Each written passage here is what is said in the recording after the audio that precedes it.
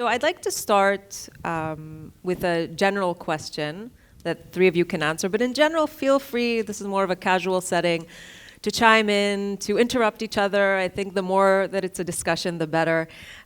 If we have time at the end, I don't know if we'll be able to take questions or not, but we'll see how it goes. So, where are we? So, my first question is how CCS is often, well, it's treated as a game changer, really, in reducing emissions. But we know that there are still significant hurdles. So how close do you think we are to seeing CCS become mainstream? And then, in fact, what is holding it back right now? Is it cost? Is it legislation? Beena, let's start with you. Yeah, sure. So Beena Shamma, CEO and co-founder of CCU International. We provide next generation carbon capture and refinement technology for industry emitters.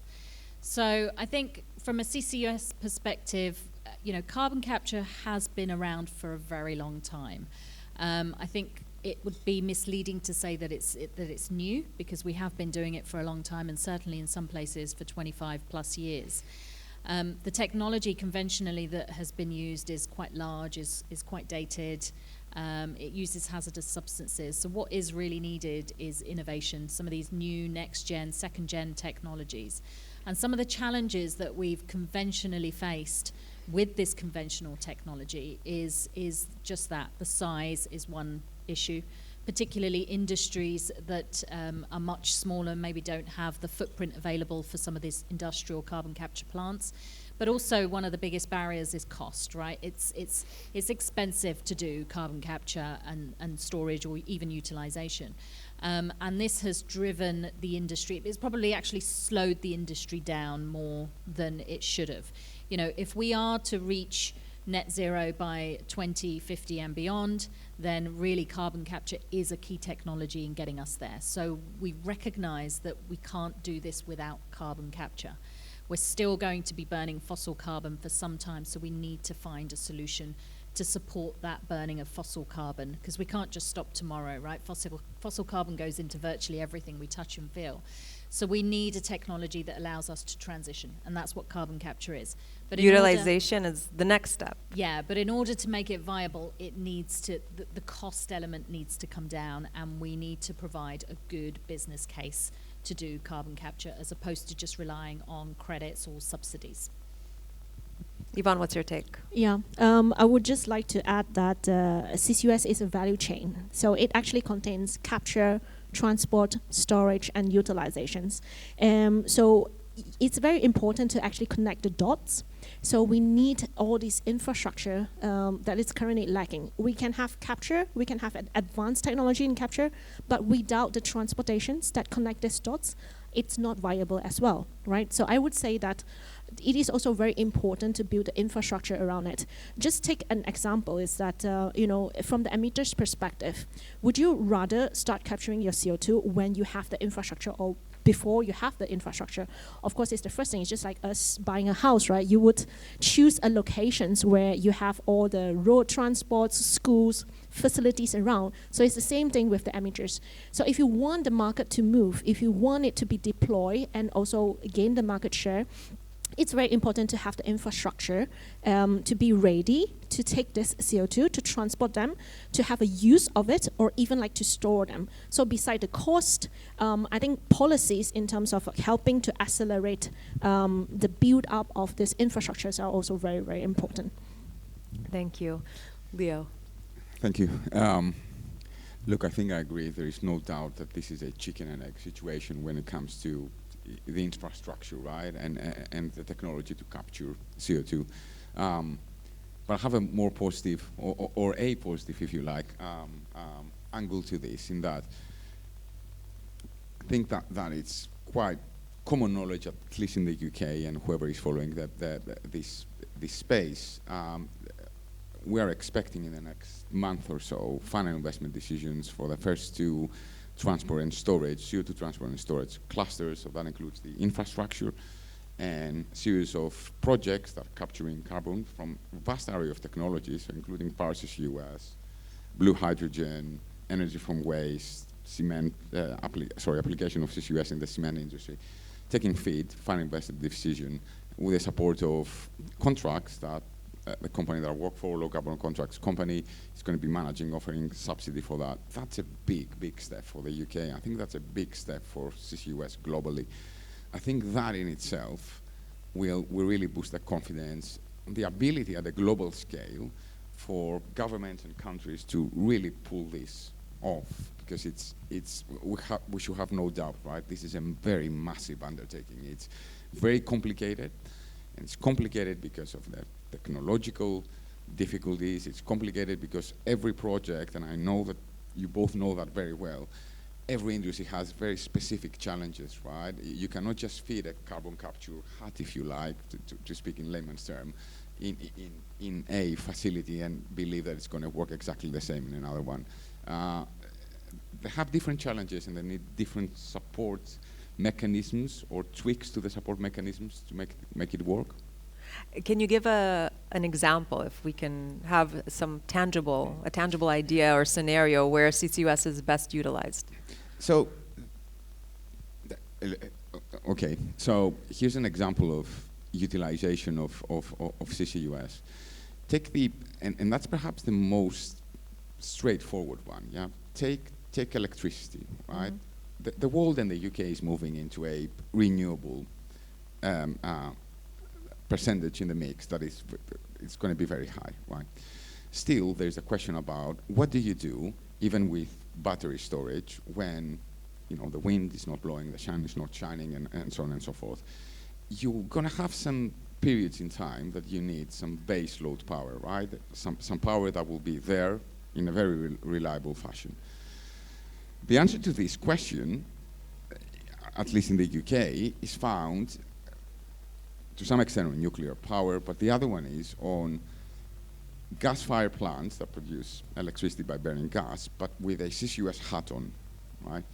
Now, that allows them to be dispatchable, to pretty much come on when it's actually needed, but with their emissions being reduced because you capture that CO2, but of course you have to then pipe it, right, and store it at the bottom of the North Sea. So that's a very straightforward application. If you move into something a bit more complicated, take blue hydrogen as an example, right? How you support that is not as straightforward. So I can expand a bit perhaps further on how some of the challenges there, right, from a subsidy regime perspective. But there are solutions, but they take time, right? Speaking about barriers, I think that the biggest barrier that we all face is time. It's urgent, but getting all the ducks in a row in order to allow for infrastructure, technology, and the financial incentives to all align, it just takes time. So if we're talking, please. Yes, like to interject. I can actually give some very good examples, because coming from Norway, we just have the first cross-border CCUS projects that got become operational, and it's actually focused on the transportation and storage. The reason why I want to bring out this example, which is the Northern Light projects, is because it gets very heavily subsidized by the government. So the government actually takes care of the cost capex and the opex of the Northern Lights projects phase 1, and that has been on time and also on budgets. So this is really like a proud moment that we are not just talking, but we are really making a tangible move with the projects now ready to receive any CO2 for storage. And then another example is the Portos projects in Europe. That projects got FID as well, and they're also part of the subsidies in Europe as well. So I would say that at the beginning stage, just to emphasize what has been mentioned just now, is that like without the subsidies, I think a lot of this will not be able to move as fast as it would need to, with the time constraint that we have, as well as build up at scale to build up the market that is needed. So how reliant are these projects on government decisions and government subsidies? Sorry? How reliant are they on governments? Very reliant. I would say the first phase of these projects, they are very reliant on the government subsidies. But once you start with the first phase, the market will grow accordingly, because now they're starting to see tangible movements in the project itself, right, in the market itself. So this is the first kind of movement that we need to see, and then subsequently, when you have your phase 2 and phase 3, then the subsidies will subsequently be subsidized. The matter of fact here is that we can't rely on subsidies all the time. But it is necessary at the beginning to scale up all these projects, especially for decarbonization projects that are expensive. And we've seen that, right, if I may add. Take the UK as an example again. In 2015, and I just joined the company back then, we got our first contracts for renewable electricity projects. And the subsidy for offshore wind farms were in the mark of £150 per megawatt hour, right? Fast forward 2021-22, the prices have dropped to 45. But this is the economy of scale, right? And if you like, the adoption of technology and the lessons learned that can lead to substantial decreases in cost, right? To the tune that at some point you don't need that subsidy, or at least it's not that important, or not to that extent. But if we're and it can work, right? If we're talking about the challenges, and cost is always a barrier, cost and initial investment, what do you think companies, let's say like yours, Beena, are doing to reduce those costs? And how are you overcoming these barriers of the initial really large investment that's necessary? Yeah, I think probably one of the bigger challenges is around education. And around the understanding of what do we actually mean when we talk about CCUS. Most people will brand CCUS as one. And a lot of what we do as a company is actually try to educate people. There's CC, carbon capture, then there's U, which is the utilization piece, and then there's storage.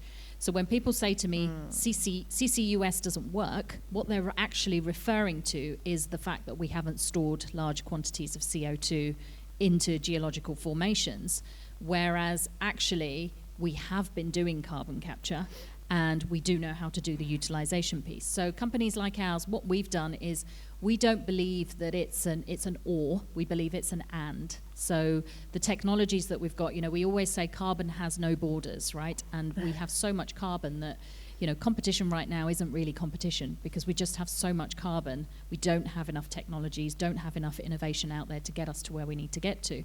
So companies like ours, what we're looking to do is we're looking to say, okay, as much as the storage part is essential for us because we've got such vast quantities of CO2, we have to do something with that to get us to net zero. And the solution really is storage at the moment.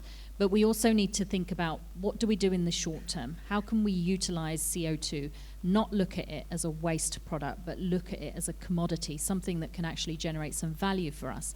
And that's what we do as a company. We capture CO2 emissions at the moment from steel and paper mills in the UK and a biomass plant in Hong Kong. And we're taking that CO2 and looking at utilizing it back into industry. Are you seeing the most potential in the U? We're seeing more potential in this region and in Asia for the U, because again, typically in the Western world, we do have a waste mentality. It is taking it from the ground, using it, and then putting it back into storage or landfill, which is what some people still call it. Whereas the utilization piece is about taking it and creating that circular carbon economy, which is the whole premise of net zero. If you think about what the premise of net zero is, first you see if you can reuse it, can you recycle it before you even start thinking about throwing it away. So the idea behind what we do is taking carbon, looking at it as a commodity, and us being what we call custodians of carbon, and taking that carbon and utilizing it back into industry so that industry does not need to mine further fossil carbon for their process. And one really good example I will give you, and feel free anyone to Google it, it's called Flutichem, FLUE, the number 2, CHEM chem. It is a world-first project, and we are capturing CO2 emissions from the paper and steel mills in the UK, taking that CO2 and creating something called chemical surfactants, which is the chemical that goes into virtually every cleaning product, from shampoo, shower gels, you name it. These are the clients are Unilever, Procter & Gamble, Johnson Matthey, BASF, Croda. They are competitors, but they have come together because they've said, we have a real problem in the industry. If we get to net zero, that means we have to stop mining fossil carbon. if we stop mining fossil carbon, what happens to the 5% of fossil carbon that we mine for the materials and chemicals industry? So you're helping them cut emissions by providing them. Yes, so we not only do we help them decarbonize, cut their emissions, but we also remove the reliance on virgin fossil carbon to provide that transitionary piece. Now, the products that we'll be producing are things like fairy washing up liquid, finished dishwasher tablets, Dettol, Ariel detergents. Not many people realize that that is also the U in the CCUS, and that's a big part. I think one of the biggest barriers is the lack of education. And are these companies open to making that shift? Do they understand the Oh, yeah, necessity? 100%. Do they have the incentive? Yeah, and this has been driven by industry. The biggest challenge that we've got at the moment is, as I mentioned, the lack of understanding. But the biggest challenge that we have is that this isn't being driven by, I know we spoke about policies and things and the requirement of this. This is driven by industry. Industry saying we need this, and industry coming together, competitors coming together and saying we have this major problem. If we transition to renewables quicker than we thought, then that means who's going to want to mine virgin fossil carbon for the sake of 5% or 7.4 billion tons just for the materials and chemicals industry? CO2 goes into virtually everything we touch and feel, from food and beverage to construction material. Why are we not thinking about finding ways to use that back into industry until we get to a point where we can store vast quantities of CO2? So it's not, that's where I say it's not an or, it's an and solution. Thank you, very interesting. Yvonne, when do you think CCUS will become a mainstream method to use? Mainstream method for to use. cutting emissions. Yeah, I think we are so close yet so far. I think that's just to summarize where we are today, and then also how far we are in terms of like making it become the mainstream. Besides like all these dots that needs to connect, I think you brought up the matter about the cost and the business case for it. Like more precisely, it's about the business case. How can we actually turn this into something that will work for every industry? But there's no one size fit for all. There's no such thing as one size fit for all for CCUS. So the business case for CCUS currently, it's really about 5 different ways that you can actually make it work. So the first one is carbon pricing.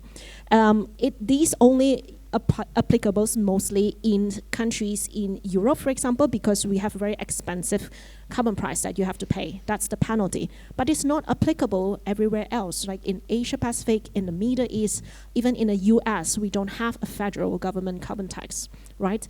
And then secondly is the subsidies that we were talking about. So that's the second one. So they're not really like the major part of it. And then the third one is the reliance of the sale of carbon credits.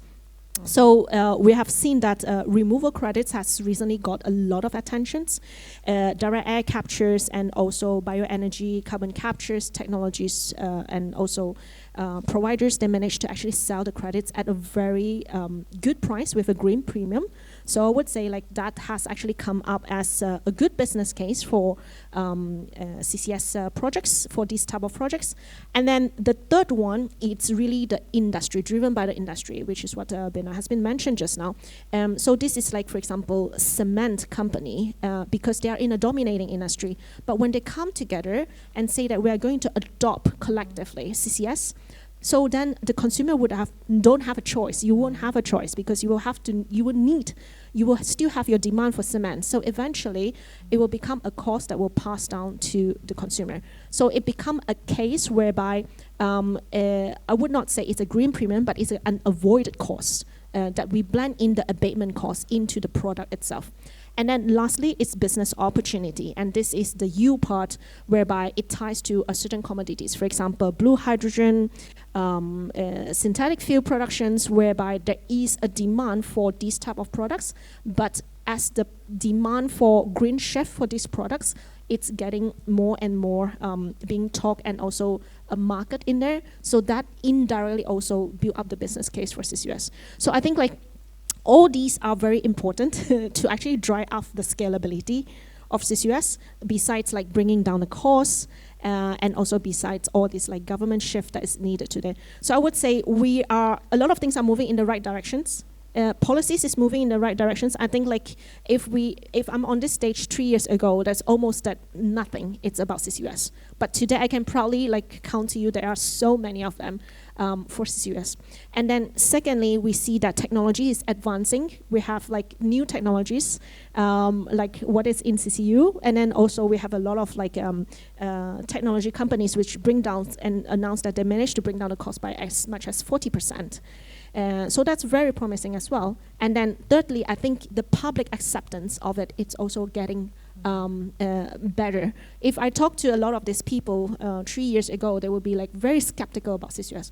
But today when we talk about it, it has become a norm. So when the acceptance level it's actually increasing, then we can start to see that, okay, it become a norm, then we can start to see that this become like a global adoptions for it. So staying on that topic, Leo, what do you think is the biggest hurdle right now for scaling CCUS? And then I'd love to hear also from the three of you as to what's holding us back. We'll start with you. I think, yeah, there are a number of things, right? I've mentioned before time. It is just complicated, right? But again, in the UK, we've been through that, right? And we're just at this pivotal point in time where we're going to see FID very soon, and that I think will boost the confidence of the whole industry. I think that storage capacity and understanding how much we have at any given point in time is proving to be a bit more difficult to determine compared to what was initially envisaged, and some constraints we're going to see that there. Perhaps the more important bit is that and perhaps speaking also into the language of the much younger generation, right? And borrowing the title of a song that's very popular with youngsters. It's all about that base. It's about that drumbeat of communication, right? About countries and governments offering this visibility of the pipeline of what's coming ahead. Which is very difficult, right? Because you have, you have elections, you have different governments coming in place, you have pressures from a financial, economic point of view. But offering that stability in that, for instance, this is when we're going to have auctions, these are the business models and technologies that we're going to support, and this is how we're going to do it, not just for the next 2 years, but perhaps for the next decade. That really gives the signal to the supply chain to invest, having some certainty that something is going to move. Yeah, we'll stop there. If I may add, I would just want to give some numbers for reference in here. So in Rystad Energy, what we have done is that we try to give a risking. So we try to risk all these projects that's out there that has already been announced. Commercial projects from multiple different angles, like from the operational risk, financial risk, like licensing, permitting risk, and as a technical risk, and etc. And then we found out that like those that fall under the low risk, which means that they have a higher potential to get into FID by end of this decade, it's only a third of it. So that means that out of all these like projects that have been announced out there, a lot of them are still like quite risky from all these different perspectives. They need to have all these things in place first. And we only expect that about a third of that will be able to move. So it actually kind of tells you the risk in this space itself, the hurdles that is actually in this space itself. And then just coming back into the storage, the lack of storage in here, we have also done a study in Europe. And then we found out that there is actually a gap of more than 2 times on what is readily available by 2030, and also what is actually needed in the market so that we can actually store all this CO2. So like 2 times more. We have to actually ramp this up by more than 2 times than what to actually fill in the demand. So there's a scarcity of CO2 storage in here. So there's also a rush, but we haven't seen that there is a sense of urgency from the emitters in here, because they can always delay their capture plan when this infrastructure is not ready, right? So that comes back to this discussions about like there is also a need of infrastructure in here to actually help to make sure that we are able to stay on the track on the decarbonizations. Can I just give a little bit around the infrastructure, which Yvonne mentioned? It's leeway to our next topic, so absolutely. It's an interesting one, and this is a real-life example, right? So the Fluta-Chem project that I mentioned with Unilever and partners, we thought one of the challenges would be to deploy the technology, right? But actually, the biggest challenge was, what do we do with the CO2 once we've captured it? So the storage. Well, it's not necessarily the storage, it's all the stuff in between, which is what Yvonne has been talking about. So how do we bottle it? How do we compress it? How do we liquefy it? How do we transport it? And you'll be surprised to hear that when we finally captured it at the beginning of this year, sort of March time, we couldn't work out anybody that could help us bottle it, liquefy it, transport it. Of course, liquefaction is available on a very, very large scale, but how typically do you move carbon around? Most of the people that I know who work and breathe carbon capture, or CCUS, have never even seen carbon. So because most of the projects that we're doing at the moment, because we don't have access to storage, is they are capturing, but then they're re-emitting it because they don't know what to do with the CO2. So the challenge that we had, particularly around infrastructure, we realized wasn't there. We're talking about carbon capture we've been doing for a long time. Yes, we're using, again, another challenge, the same old conventional technology, which is large, it's expensive to run, it's energy intensive, it uses hazardous substances, and then we're expecting the cost to come down. How about we look at the technology first and look at this next gen innovation to bring that cost down? But also we need to focus on that infrastructure piece, because if we are able to store tomorrow, what do we do in the middle of capture and storage? Who do you think should be leading the infrastructure efforts? This is probably more from I think it's a mixture. I don't think there is one answer. Yes, from a governmental perspective, globally, but also from industry as well. We're not very good at the stuff that goes in between. Some regions are very good at it. So we talk about, in the US, we talk about virtual pipelines, right? They transport everything by road, by rail, by sea. If we take the UK, and certainly large parts of Europe as well, we don't do any of that by road or rail. When was the last time if you were in the UK or Europe, you saw these big, trucks of CO2, hydrogen, whatever it might be, nitrogen, etc. When was the last time you saw them? You don't, because we've done away with a lot of that. And that's really what needs to come back. We need to create these virtual pipelines, because a lot of the industries that we're looking to decarbonize are in areas what we call hard to abate, but also in areas that they don't have access to pipelines. Now, it becomes almost impossible to capture somewhere in the country where you don't have access to pipelines, so you have to compress, you have to liquefy, you have to transport it miles and miles and miles. And all of that journey adds to the carbon footprint of that particular process or project. So it brings us back to the infrastructure. It does indeed. Do you have anything? Would you like to add anything? I think it was very interesting what was mentioned just now, right? About one can think of the infrastructure as being categorized into types of assets, right? You have the really big ones, right? Pipelines and all that. And as mentioned before, yes, steps are being taken there. We're going to see construction. We're going to see assets being developed, right, very soon. And that's very positive.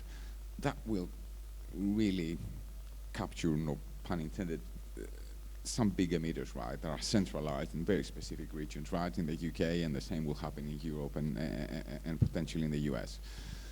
But a lot of the economy, a lot of the emitters are scattered around every country, right, and you cannot serve them with pipelines. That's definitely not economically viable, right, even with any type of subsidy that wouldn't offer value for money. I think that the industry refers to that problem as the question of the non-pipeline transport, right, or NPT. It's a necessary ingredient. We're quite far away, I think, unfortunately, from having viable solutions there. But on the positive side, there is work that has been going on for about a year, I would say, and including within the UK government. I've seen some very positive news, right? A few of the big players in the shipping industry have ordered the construction, the build of dedicated CO2 tankers, which is quite impressive, right? And the shipping industry is quite famous for having quite a sense of where opportunity exists, right? So if to some extent, if you see them making a move in that area, that means that maybe they're right. They traditionally are. So, something positive to look for the very near future. We can continue with the positive. We've spoken about the challenges, we've spoken about the hurdles. Let's talk about the solutions or some of the initiatives that we've seen. Yvonne, you've been researching innovations around the latest use of CCUS. So maybe you can share some of the most promising findings that you found. Yeah, I would say that, again, like it comes back to there's no one size fit for all. And then also it goes back to the base as well. So the first questions that all these emitters will have to ask is, what is your alternative? Like, what are your decarbonization pathway? Do you have alternatives like before you come to CCS? Because let's face the reality in here. CCS is so expensive. That would be the last thing on your agenda for your decarbonization effort. That should always be the case. And also, for those that you are not able to decarbonize, then you have to opt for removal. So that's also part of the discussions on CCS as well. We have direct air capture and BECCS. That's why they are able to actually sell it at a green premium, because there's no other choice where you can actually remove your CO2 with the current technologies that we have. So you have to go for removal technologies. That means that you emit the CO2 and then you just offset that with a removal credits, right? So I would say I'm very looking forward to the developments of removal technologies in particular. That's mainly because we think that in Rystad Energy, when we map out by 2050 how much of this CO2 capture capacity would actually come from the different industry, and then removal itself, it's about a third of it, about 35% of the market share would come from removal technologies. And that also will become a bigger pie the more that we delay our decarbonization effort. That means the more that we emit our CO2 now, the more we have to remove the CO2 at the later stage. So anything that's coming from biogenic CO2 that you are able to store them permanently underground, that's removal, direct air capture, and also not to forget some of these nature-based removal credits as well. So I think like these space, even though it's very expensive now, but everything comes with economy of scale and also learning rates. We have seen that how the learning rates has impact the renewable pricing over the years. It has actually come down significantly by more than 50% over the years. It's just in the last 10 years that it comes down so much. So why that it cannot be applied to direct air capture, right? Yes, it is very expensive now. It is at $1,000 per ton for some technologies, but it doesn't mean that it will be $1,000 per ton forever, right? So I would say that these solutions would actually embed about 10% of that, but it's like what I say, if the more that we delay, the more demand will actually goes into the removal. But do you think the necessary tech doesn't exist yet? It exists, but it just hasn't exist in scale. So when we talk about scale, there are two types of scale. Scalability of it. You can actually build a plant that is as big as possible, that scale. But you can also improve them with volumes, like massive, like mass productions volume. So there are two different types of scaling, right? So you build as big as possible, so that means that you are actually, taking advantage of the operational costs and stuff like that. But when you are building up in volumes, that means you are keep repeating the same thing over and over again, stacking things up on top of each other. It's just like Lego. You can build something that is smaller, and then when you need it, you stack it up on top. So then in that case, you can also reach the economy of scale. And just bear in mind that we will not be able to build like a big, large removal or direct air capture plants easily, because it requires a lot of space. But that doesn't stop you from having them in multiple locations. Doesn't stop you from having them in many different places, or even adopt it in the buildings that we have, just like the solar panel that we have now. So I think like we have to change a little bit on the thinking, on the solutions. We need everything. It's not or, it's and, what Beena has mentioned. So I think most importantly is that we have to actually apply our investment at the right place in order to actually build this up. Can I just come in on the technology there? So, and trying to leave on a positive. One of the great things about what is happening in this space at the moment is that the realization that the cost of capture is currently too high, and it cannot always be subsidized, and many of the challenges that we spoke about, those realities are starting to hit in, and we're hearing from companies that are in this space that are 5 or 10, 11 years pre-revenue, which is is not sustainable. So they need to find alternative ways to be able to either be cost neutral or generate revenues by decarbonising their industries. And one of the great things that has happened is there are multiples of technologies that are second gen, next gen, including like ours, that are coming in. There is a recognition that direct air capture has its place, and a very typical example that I give, people who tell me that direct air capture doesn't work or isn't warranted, is when you think about areas like airports, for example, very, very high concentrations of CO2 on the runway. We can't do that using point source. We can only do that using direct air capture, and I appreciate that the costs for those are very high, but we have to start somewhere. We've never got to a point where we've started off with a technology that ticks every single box in terms of cost, in terms of size. And even our technology, the challenge is, yes, scaling. What do we need to scale as quick as we need to scale? And that is investment. That's what we're lacking right now. We're lacking understanding in this space, particularly from investors and financial institutions, because it's so new, right? If it was oil and gas, it would be nice and easy. We've done it before. Because it's so new, we've not stored vast quantities of CO2 all over the world in geological formations before. So there are all sorts of issues around insurance, for example. Who insures it? What is the value of that insurance? What happens if it goes wrong? We're dealing with unknowns. So the positive is that we've taken on the challenge, and we're all prepared to contribute towards that challenge. There are so many technologies that are being spun out of universities, for example, but also lots of investment, particularly in this region, going into technologies that maybe hadn't been invested in other regions around the world.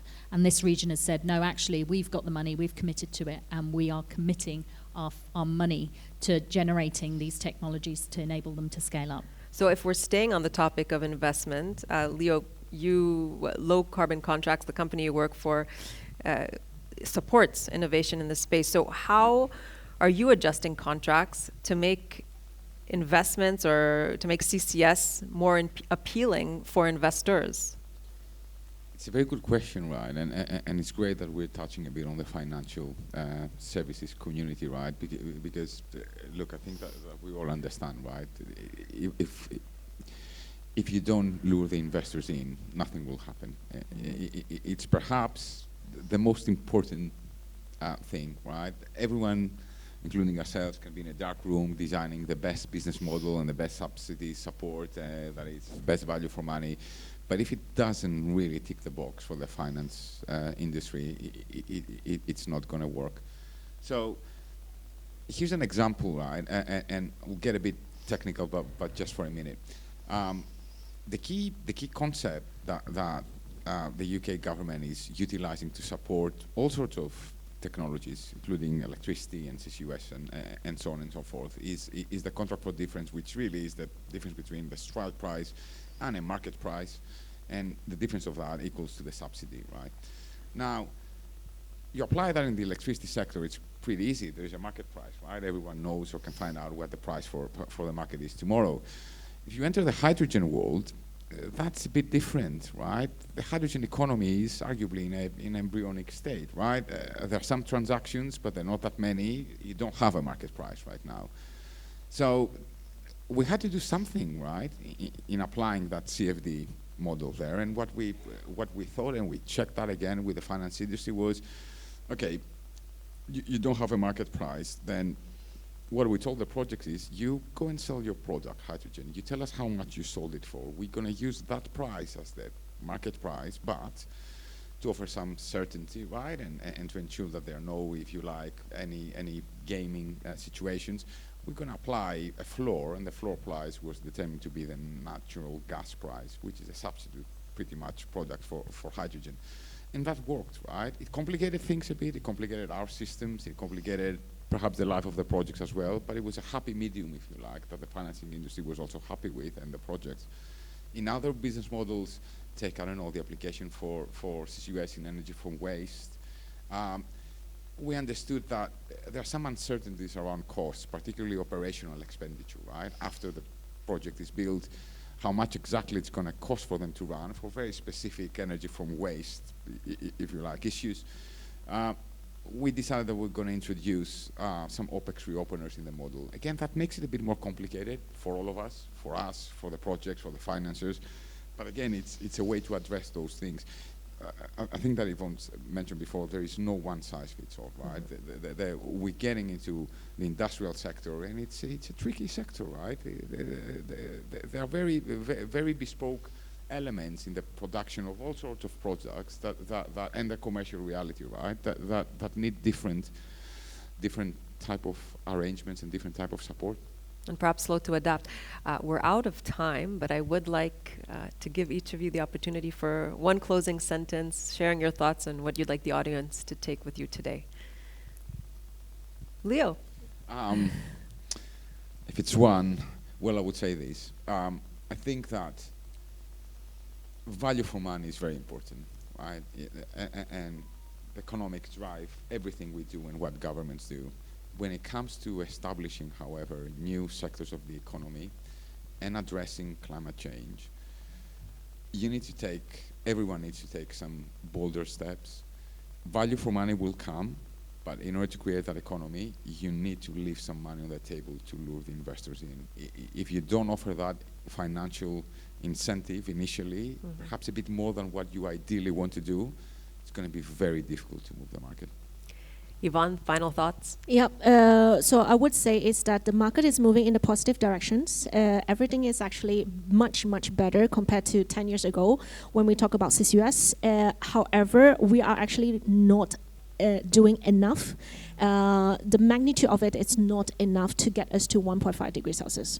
So if we are really serious about 1.5 degrees Celsius, we have to actually increase the magnitude of the work that we are working on now, like at least 10 times of that. So I think that actually set the scene on like how much more it is on the potential for the market, as well as some positive notes about the market in the future as well. Beena. Yeah, I think for me, again, this is, as the topic is on emerging technologies, I think there's a positive, there's a lot happening out there, but those people who are looking at technologies, the main thing really is, and this is more a tip, is to look at if you're comparing technologies, to look at what the energy consumption of these technologies are, because that's going to have a big impact on the cost. And the other thing is the carbon efficiencies. And what I mean by that is if you're capturing 10 tons of CO2, ask the question, how many tons of CO2 are we using to do this? And then the final thing for that is technologies are moving away from big industrial capture type systems. We're looking at more modular, easily scalable, or we should say scaling out as opposed to scaling up, and that means that it completely de-risks it for potential clients and customers from a finance perspective as well as an investment. If you can put a 10-ton a day modular containerized solution on your plant for a couple of months to trial it, and then you can add another one and another, that makes more sense rather than spending hundreds of millions of pounds on a technology that A, may not work, B, might be very, very expensive to run, and C, you might not have access to storage sites to do something with it. So the positive is there, innovation and risk, take the risk, but do it in a really sensible way, and that is by utilizing the technologies that can modularize and scale quite quickly. Well, I want to thank the three of you for giving us a lot of food for thought today. Thank you, and I'm sure the audience would love to mingle with you. So thank you very much. Thank you. Thank you. Thanks. Pleasure.